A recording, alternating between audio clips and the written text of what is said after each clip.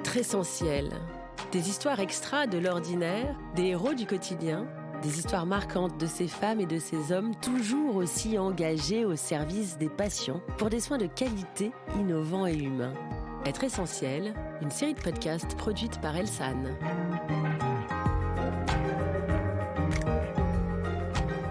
Aujourd'hui, je reçois Jessica Filol, infirmière à la clinique Esquirol Saint-Hilaire d'Agen.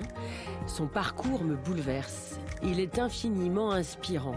Jessica a aujourd'hui 29 ans et en 2019, elle ne sent plus ses jambes. On lui découvre une maladie très grave.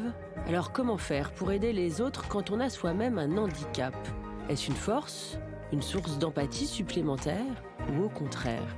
Comment se remettre d'une information comme celle-ci quand on n'a pas 30 ans ? C'est de ça et de bien d'autres choses que nous allons parler dans ce podcast. Bonjour Jessica. Bonjour Julie. Je suis ravie de vous recevoir.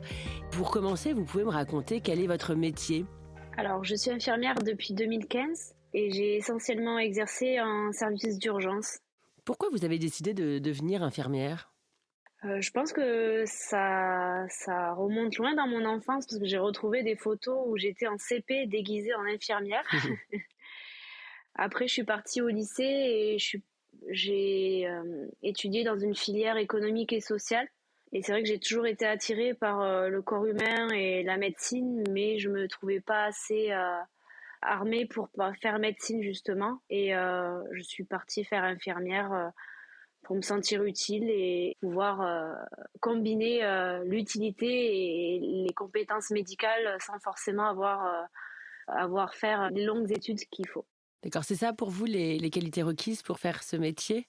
Je pense qu'il faut avant tout des qualités humaines, donc beaucoup d'empathie, de la bienveillance, mais il y a aussi une certaine rigueur, du travail d'équipe, le sens de l'observation qui est très très important et la maîtrise de soi surtout dans ce métier. Et dans quel service travaillez-vous ? Qu'est-ce que vous faites concrètement à la clinique Saint-Hilaire ?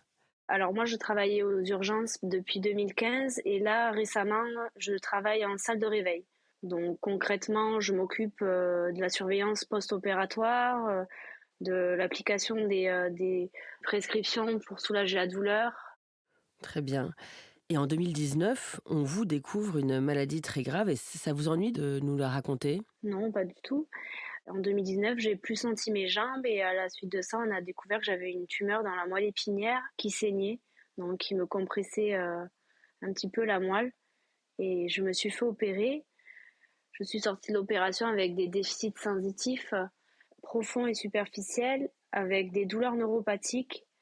Et du coup, les déficits sensitifs plus les douleurs m'ont entraîné un déficit à la marche. Donc j'ai réappris à marcher comme il faut, à tenir un stylo. J'ai eu plus d'une année de rééducation intensive et à l'heure actuelle, j'ai encore du kiné d'entretien. Oui, aujourd'hui, ça va mieux ? Oui, j'ai bien récupéré. Quand on me voit, on dirait qu'il s'est jamais rien passé, mais ça reste quand même compliqué sur le quotidien. Qu'est-ce qu'on vous a proposé à la clinique ? Est-ce que vous avez des horaires aménagés, par exemple ? J'ai un temps partiel thérapeutique depuis mars avec un aménagement de poste. Je travaille qu'une journée. J'ai toujours un repos compensateur après. J'ai changé de service puisque les urgences n'étaient plus adaptées. Donc là, je suis en salle de réveil où il y a des horaires en 6 heures. Donc c'est vrai que c'est plus confortable pour moi et je voulais surtout pas sortir du soin. Donc c'était le seul service adapté à mon état. Malgré qu'il y ait encore beaucoup de choses à mettre en place, ça m'a permis de retrouver une activité professionnelle. Oui, plutôt que rester chez soi, vous aviez envie de continuer. Comment ça se passe avec vos collègues, justement ? Mais ça se passe bien. J'ai une équipe qui est bienveillante. C'est vrai que c'est important quand on arrive et qu'on a pas mal de déficits et de limites dans l'emploi. Donc, on adapte mon planning de sorte que je sois pas trop fatiguée, que je puisse me dégager pour mes rendez-vous médicaux. Donc, l'équipe est soutenante. Est-ce que ça vous apporte quelque chose dans justement votre travail aujourd'hui, d'être passé par ça, cette maladie grave ? Je pense que ça a développé un peu plus mes qualités humaines, notamment l'empathie, parce que maintenant je sais vraiment ce que c'est de souffrir, d'attendre des résultats, d'être dans des mains de soignants, alors qu'avant, j'avais aucune expérience de ça. Et je comprends mieux maintenant l'autre, en fait, dans sa souffrance.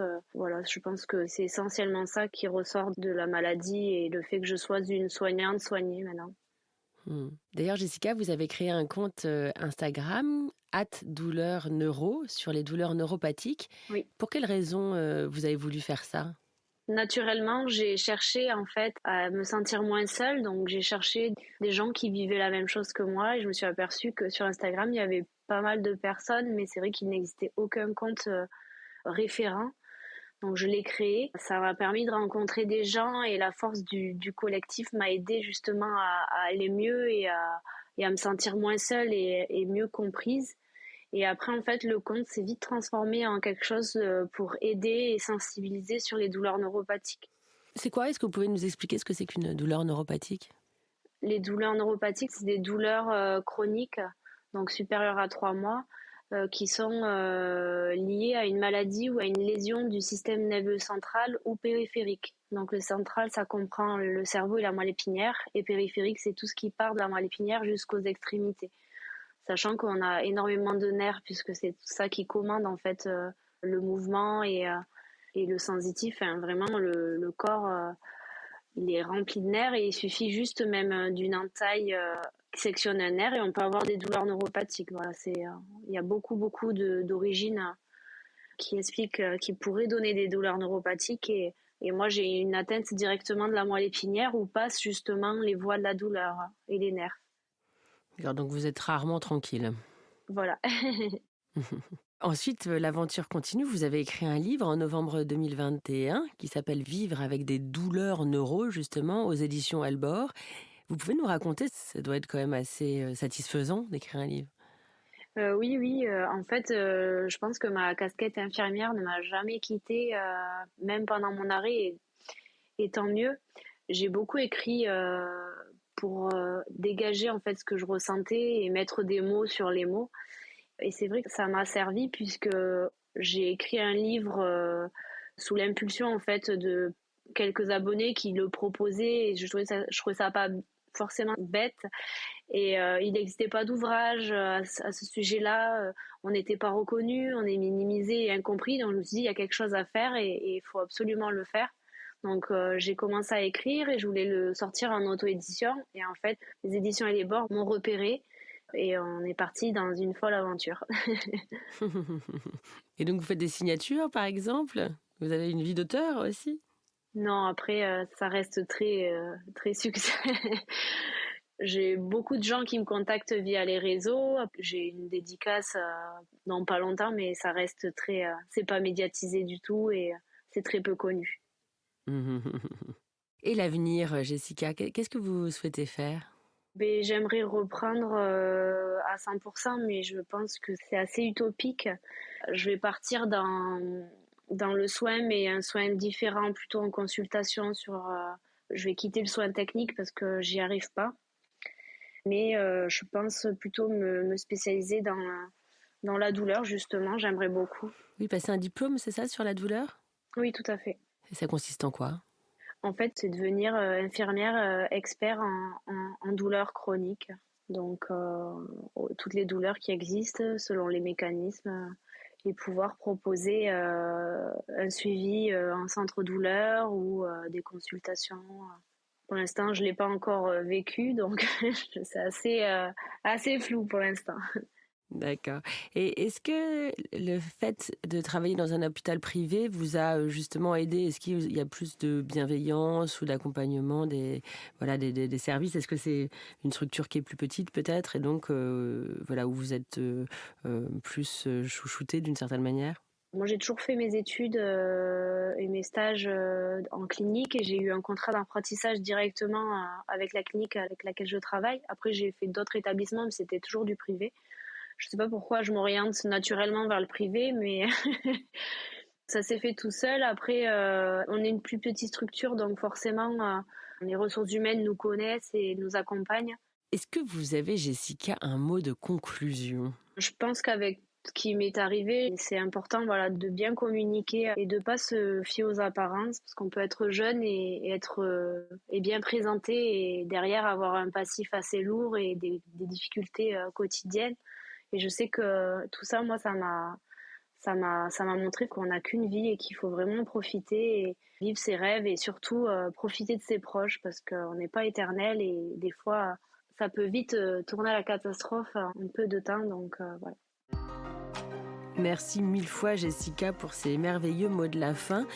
Une dernière chose, si vous deviez parler à une jeune personne qui hésiterait à faire votre métier, que lui diriez-vous pour la convaincre ? C'est vrai que la situation actuelle, elle ne fait pas rêver. Mais moi, je sais que je me bats très fort depuis 2 ans pour retrouver une autonomie et retrouver mon métier. Et en fait, c'est quand on a failli me le prendre, ce métier, et me l'interdire, que je me suis aperçue que je ne me voyais pas faire autre chose et que en fait, c'est un métier qui est très riche et vraiment, moi, pour rien au monde, je changerais de métier. Donc, c'est vrai que c'est un métier passion, ça c'est sûr. Mais il faut savoir prendre des distances un petit peu. Mais quand on aime, il faut y aller, quoi. Je crois que vous nous avez convaincus, Jessica. Merci beaucoup, Jessica. Merci à vous. Au revoir. À bientôt, au revoir. Et à bientôt pour un nouvel épisode d'Être Essentiel qui, vous l'avez compris, raconte des histoires extraordinaires où l'humain est au service de l'humain. Être Essentiel, un podcast à retrouver sur toutes les plateformes audio.